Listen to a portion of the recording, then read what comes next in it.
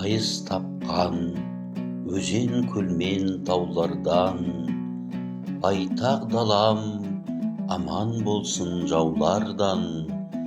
Ынтымақпен бірлік жайлап елімді, аулақ тұрсын ішкі сыртқы даулардан. Біздің жерге қызығады көп елдер, көргілер келетіндер, іштарлыққа ермеңдер.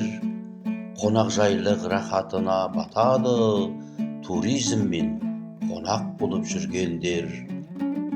Татулықпен көрші қоныс тұрайық, бейбіт өмір салтанатын құрайық. Бұл заманда соғыс мүлдем болмасын, жер анаға сондай жағдайлар лайық.